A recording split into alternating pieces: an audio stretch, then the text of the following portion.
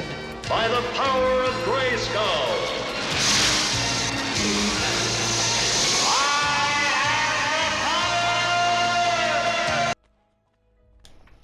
Hello, this is just a quick review for Assassin's Creed Brotherhood.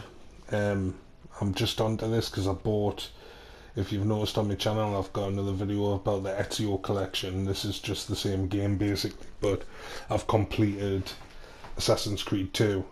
So I've got Brotherhood, this is what this is, and then I've got Revelations after this. But I was looking at the timeline, and I think the first Assassin's Creed was like early 2000s, 2007, and then this came out in 2011.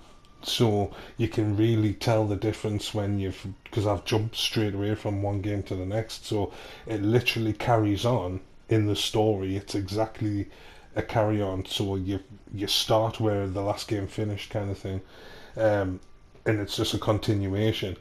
But you can really tell just running around the city and stuff like that, it's a lot more, up to date. You can tell straight away by playing it. And why did they have to have a sex scene? That's why I put this in, because I just thought it's a bit gratuitous. We don't need to see fucking Ezio having sex. Like, who cares, man? Why the hell have they even put this in the game? You know what I mean? It just doesn't make sense to me. But it's one of those things that's always in games, especially The Witcher. That's hilarious, that one, if you've ever seen that. Or God of War. God of War's even funnier. But this is just the beginning. I've only got the beginning footage because that's all I've played. But this is continuing off the Assassin's Creed 2. This is where it left off. Like, this place was going to get attacked and stuff. So I like that about it, because I had forgot all of this. I think these are PS3 titles. So like it's been decades literally since I've played these, so it feels like fresh. So that's why I bought it. I mean, it was on the store for $7.99. I'm not sure if it still is now, but it was like a bargain, and I thought you get 3 full games, and I couldn't even remember the last 2. So I've really enjoyed it so far. Like in the first game, you play, you work for like Leonardo da Vinci and stuff like that. So I'm excited to see where the story takes us, because I've just totally forgot most of it.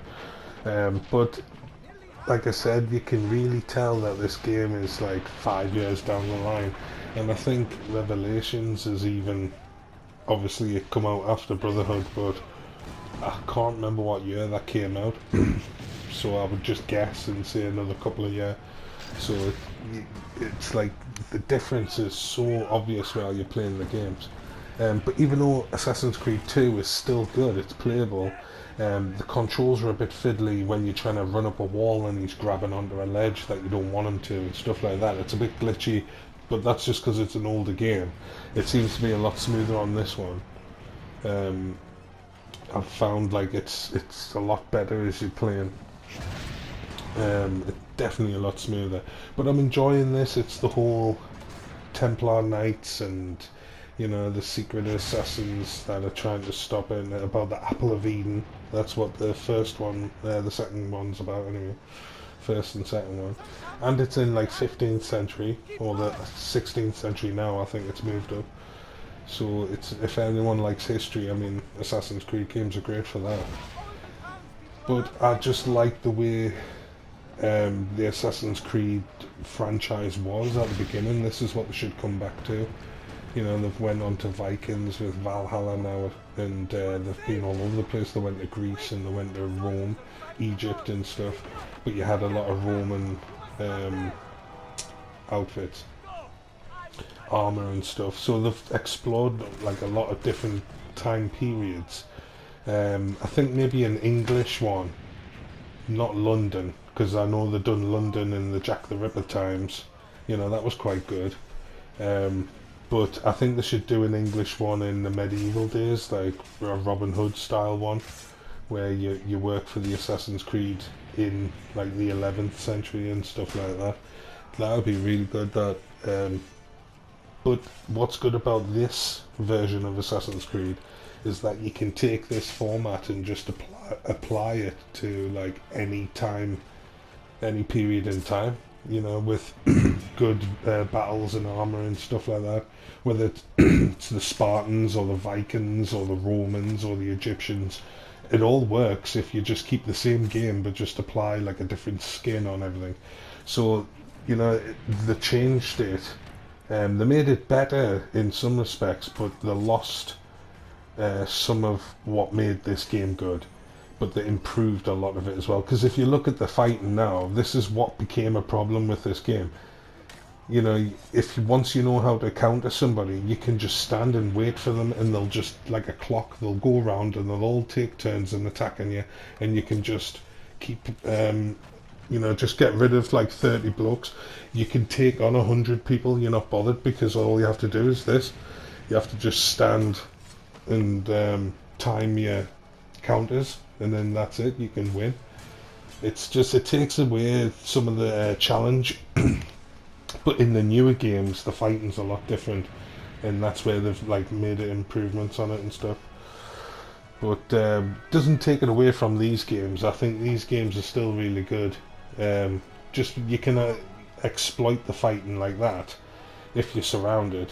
But if you like playing games properly, you can play it properly. You know, there's no like, just because you can take the piss on the fighting doesn't mean you have to.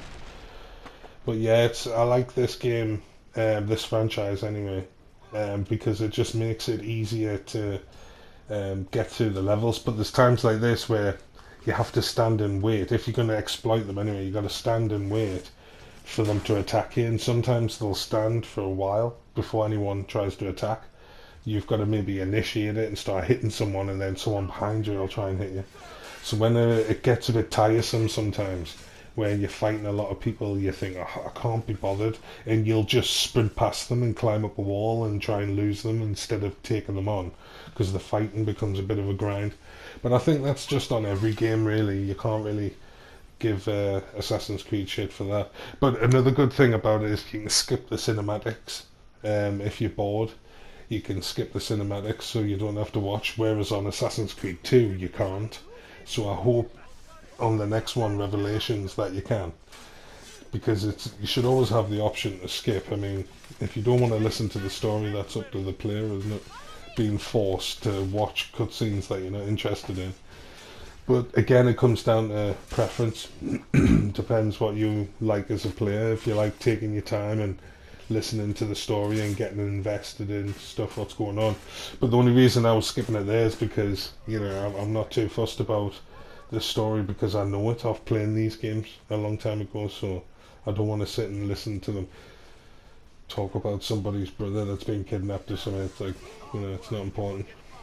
But these kind of fights where you've got a certain amount of time, or you're trying to defend someone, that's typical Assassin's Creed, or you've got to escort someone or follow someone without them seeing you. It's very simple, but it's great. It's, you know, they found something in these titles which makes it popular.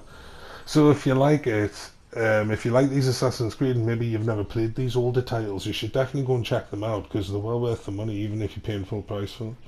So that's it really. See you later. You are a smelly pirate hooker.